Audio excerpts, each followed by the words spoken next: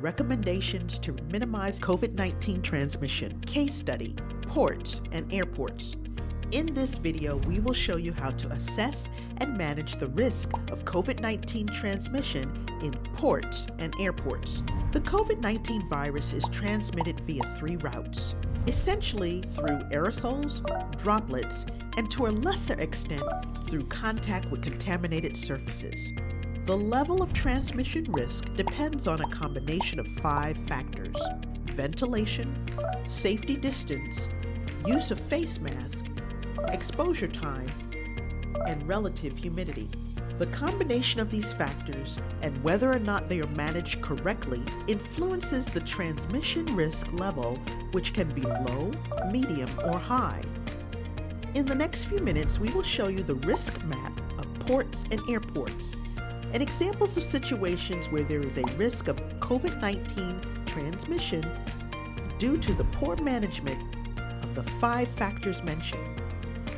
These examples consider droplet and aerosol transmission of the virus, as they are the most common transmission routes and present situations of maximum risk.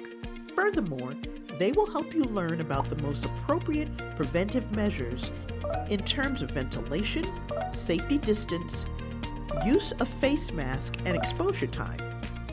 With regards to relative humidity, this should be kept between 40% and 60% in all instances by using air conditioning, humidification, and dehumidification systems. Let us now take a look at these high-risk situations of COVID-19 transmission and the recommended preventive measures in each case.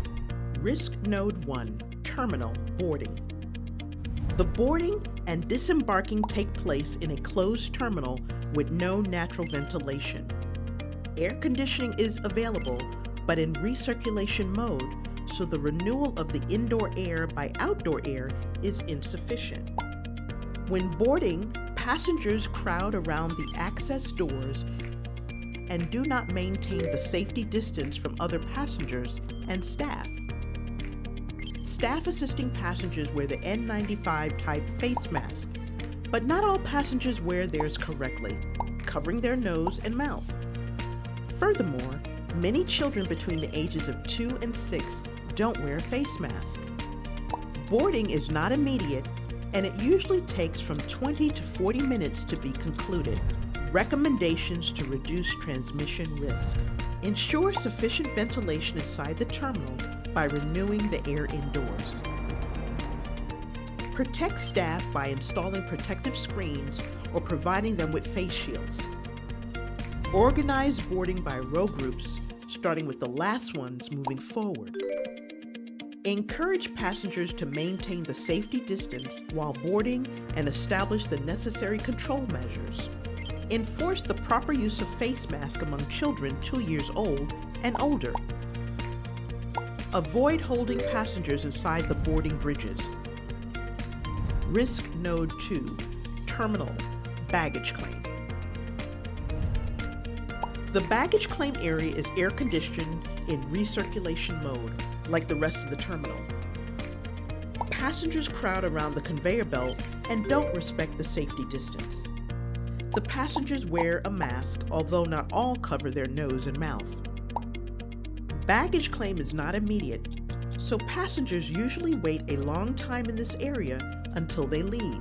Recommendations to reduce transmission risk. In addition to the measures related to ventilation, safety distance, and the use of face masks that are recommended for the boarding area, to reduce the transmission risk, reorganize the baggage claim area to avoid crowds by enabling several conveyor belts so that passengers will be redistributed in the space.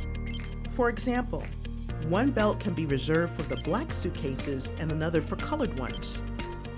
Establish clear criteria and communicate it to the passengers and employees, preventing passengers from moving from one space to another searching for their luggage. Reduce the baggage delivery to the shortest possible time. Risk Node 3, Terminal Elevators. The terminal has elevators without indoor ventilation. Passengers crowd inside. They wear a face mask, although not all of them cover their nose and mouth. The rides are short, just a few minutes. Recommendations to reduce transmission risk. Provide adequate ventilation inside the elevators, for example, installing a grill. If possible, set the elevator to keep its doors open when not in use. If the size of the elevator allows maintaining the safety distance, define and communicate the maximum capacity, considering the safety distance, and mark the positions on the ground. If the elevator does not allow passengers to keep the safety distance, urge them not to share the elevator with other people. Encourage passengers to use face masks inside the elevator. Suggest the use of stairs whenever possible. The aforementioned measures are aimed at minimizing the risk of droplet and aerosol transmission. With regard to transmission through contact with infected surfaces, it is recommended facilitate hand sanitizing among staff and users with soap, water, and single-use hand towels. Empty waste baskets daily, and keep the facilities in a clean and hygienic condition. This video only shows a summary of the most relevant recommendations for high-risk situations.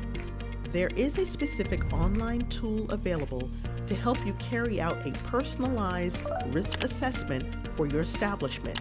You will be given the most appropriate preventive measures to implement in each case, depending on the result of your risk assessment.